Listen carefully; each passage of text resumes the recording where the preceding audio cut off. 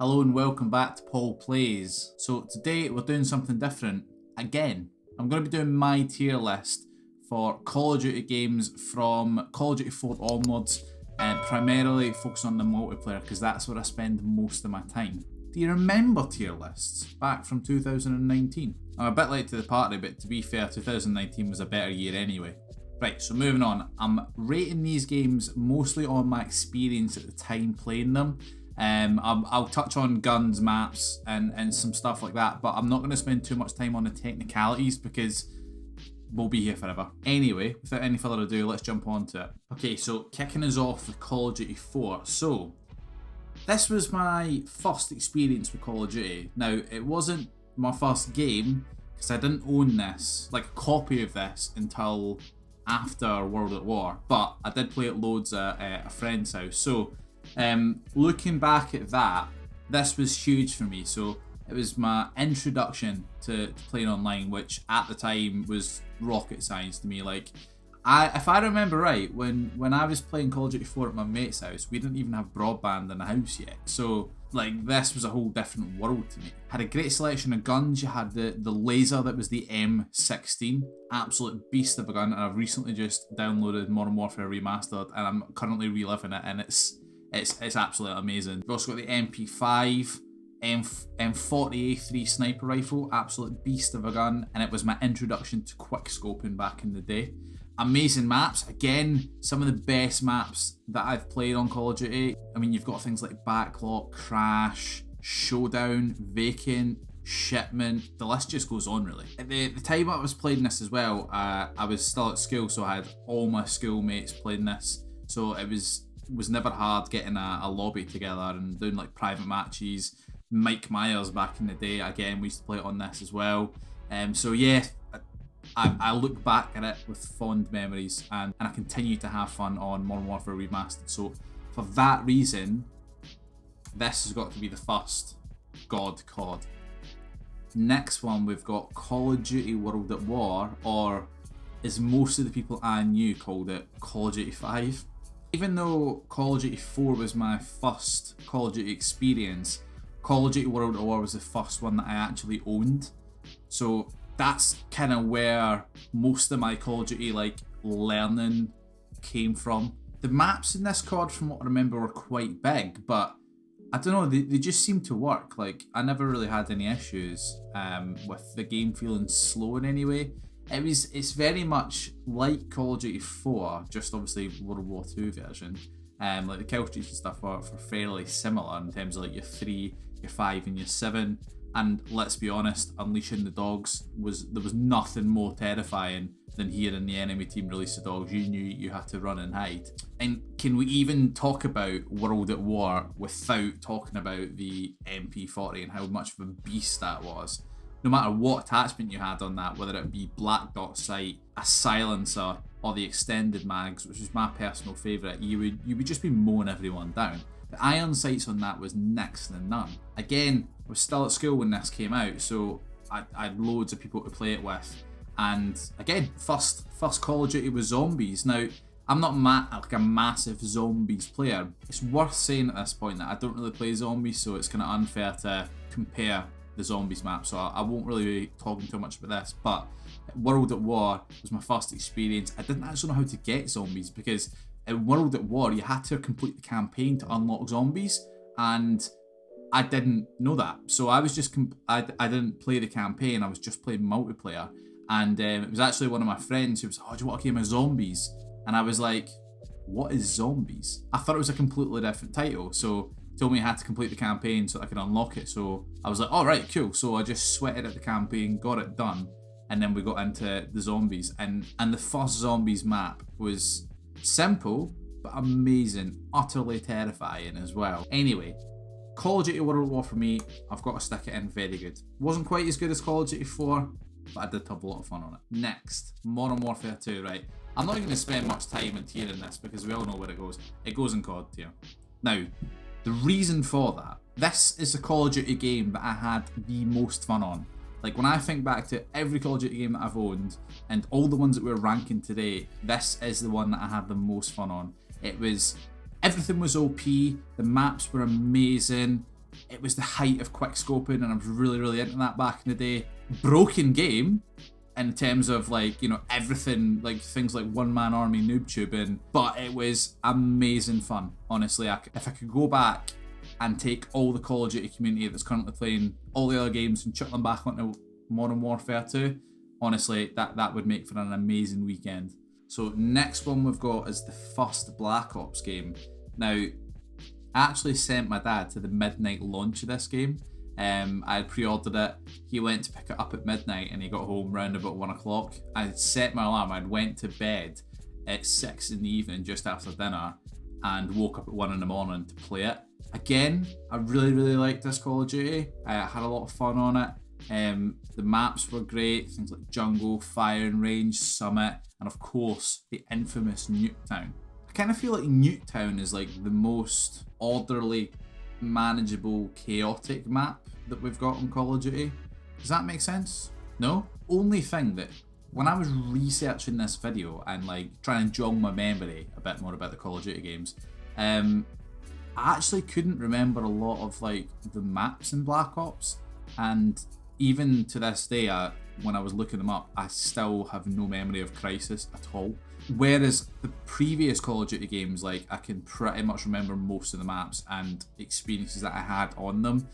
Black Ops for me had like, you know, a handful of really good maps and then some kind of forgettable ones that were just kind of average. So I also remember coming off the back of Modern Warfare 2, and with that being like the hype of quickscoping, you went into Black Ops and Treyarch just decided to completely get rid of it. Like they put so many things in place with the snipers to stop people from doing it, and I guess that kind of cheesed me off in my immaturity at the age, because all I wanted to do was quickscope people. Again, I guess that affected my you know, experience of the game at the time, since that's what I'm basing it on. It's not really that big of a deal now, but looking back, that was one thing that annoyed me at the time. And for those reasons, I'm gonna have to put Black Ops in its solid.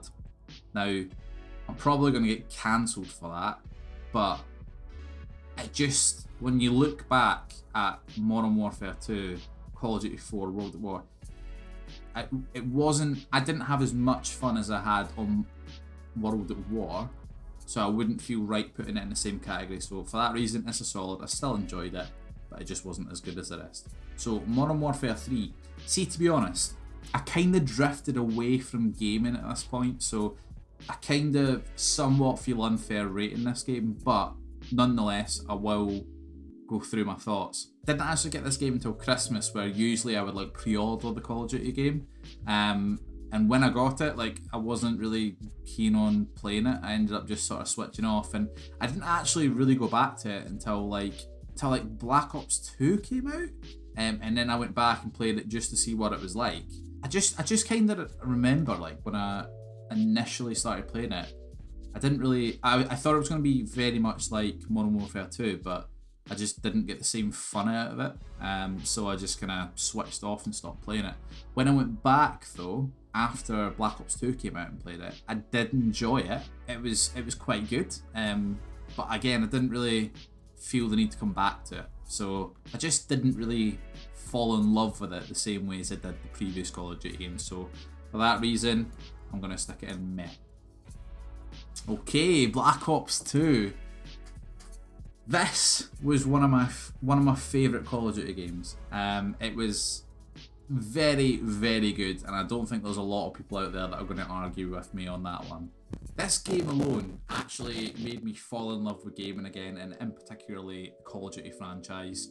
It just had a great feel about it, really good maps. You've got Hijacked, you had Raid, Slums Standoff, and there was no surprise when we've seen Slums return to Black Ops 4 and Raid in the Blackout map, just with how good they are. I remember this game, the MP7 was just like my best pal, honestly. Like, I would go into most games, even the larger maps, with the MP7, and I remember on Hijacked, I used to get so buzzed to use the MP7 and come off with some crazy kill streaks and an insane kill death ratio, and honestly that would be enough to make my day. There was loads of customization, loads of attachments, camos that were really cool. The other thing as well is Black Ops 2, debatably, in my opinion, had the best league play system of any Call of Duty game so far. And it's the only time that I've really felt the need to play league play because it was so prevalent at the time. So yeah, overall, very good experience, really enjoyed it. However, I still didn't have as much fun as I had on Call of Duty 4 and Modern Warfare 2. So I'm going to stick that one in very good. Right, so the next one's Ghosts. I'm not going to spend loads of time on this one because I'm going to be honest, I didn't actually own a copy of it until years later. I played it around the mate's house a good few times when it came out. Didn't really like it at all, didn't like the look of it. I watched it in YouTube a lot as well when the YouTubers that I watched were playing it at the time, and nothing really stuck out about it for me. It looked boring. So yeah, I didn't really partake in that one. But when I did buy it a few years later, granted the player base was a bit dead, I just don't really remember enjoying myself that much, and I think I played about 5 or 6 games of it and turned it off. So that one for me, it's got to go in the bin. Okay, so Advanced Warfare. This is obviously the first game with the exosuits and the advanced movement, and also the first game made by Sledgehammer Games. Now, I know that Sledgehammer have, a fairly inconsistent reputation amongst the Call of Duty community. But to be honest, I have actually really enjoyed their games.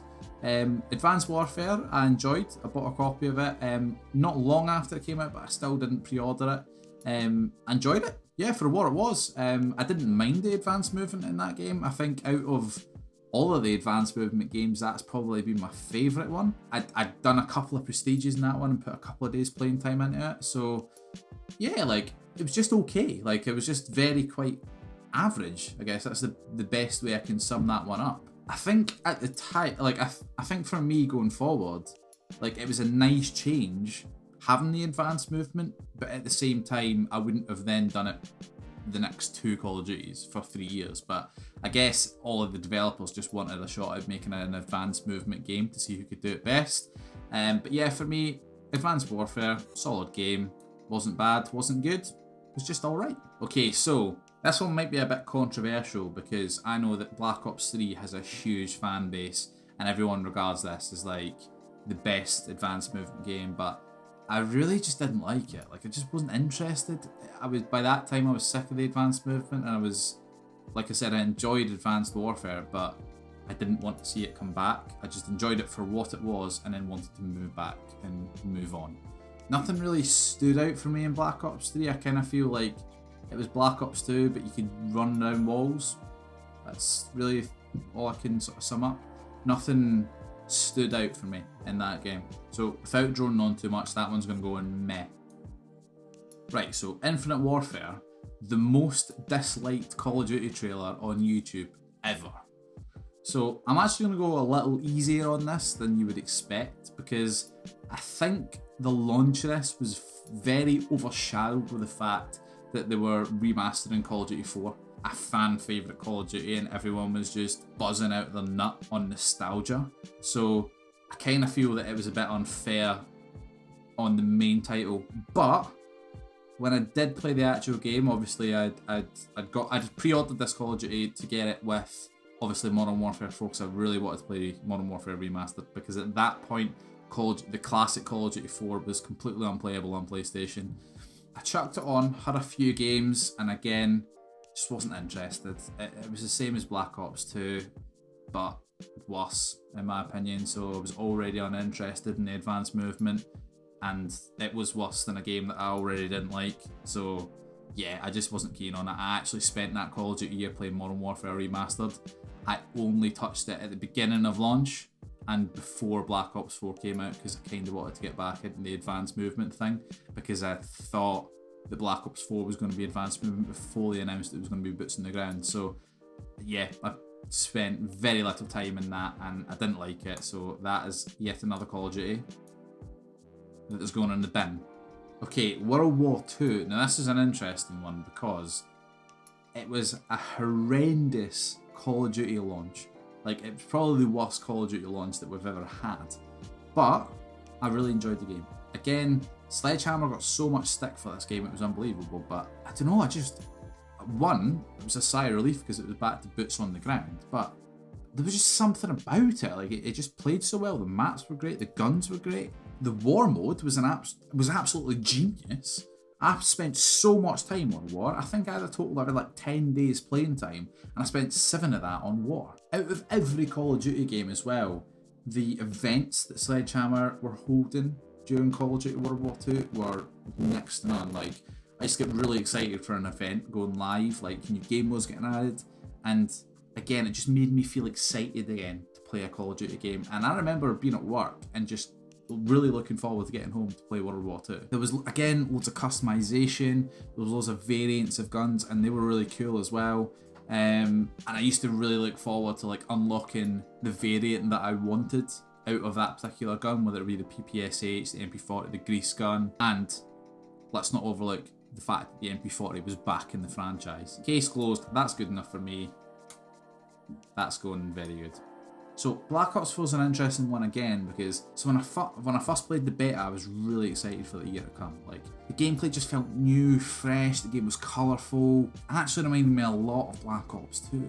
I liked the health system, the longer time to kill, and even just the emphasis on the objective play and the things that they added in. I actually enjoyed it that much that I think I was 5th prestige by the 2nd week of the launch, which is quite quick for me. I think the thing that really let Black Ops 4 down is that there wasn't, for me, loads of stuff that they added to it to sort of keep it fresh. Again, I played the life out of it. I had like 4 days playing time in the first couple of weeks. And yeah, I just kind of got bored after that. Again, coming off of the back of World War II and like the events that Sledgehammer were like bringing to the game, they just didn't quite live up to that in Black Ops 4. At this point, it's actually worth saying that I didn't really play Blackout, I didn't really like it, so I know that there was loads of updates happening with Blackout, and that for people who did play it, they loved it. So again, it's kind of hard for me to comment on it because I didn't really play it, so we'll leave that one there. See, the thing is, it's a tough one because I did enjoy it, but I got bored halfway through the year, but I just didn't quite enjoy it the same as I would Call of Duty World at War, Black Ops 2, and World War II. So again, I'm going to have to put this one in solid, I think. Right, so Modern Warfare. Now, I'm talking 2019 at Modern Warfare. I've got to be here for a while on this one.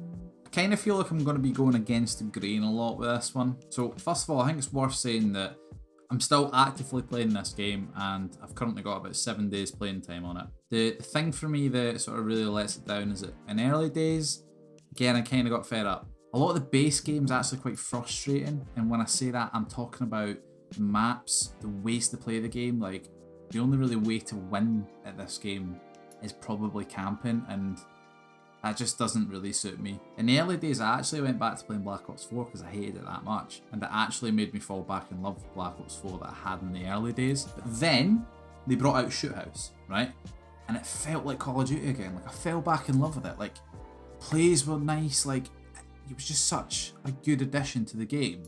And I would just sit and binge the 24/7 playlist, playing Shoot House over and over again. I grinded all my SMGs on Shoot House, all my shotguns, and then they even added Shipment, which again they added a 24/7 playlist, and I played that to death.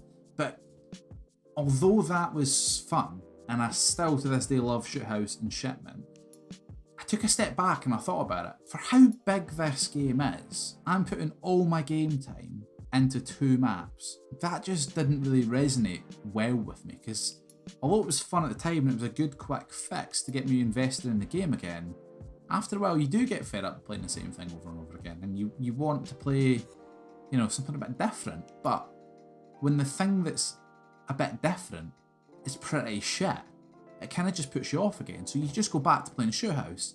So it's like this repetitive loop. It got to the point where when the playlist's updated on the Tuesday, I would check it and go, oh, there's no Shipment or Shoot House, it's something else. And I would just wait until next Tuesday to play the game. So I'd actually not be able to play the game all week because I didn't enjoy it.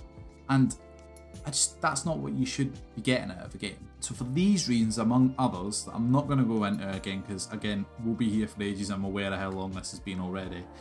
I was actually virgin on putting Modern Warfare in meh. But then, Warzone is phenomenal.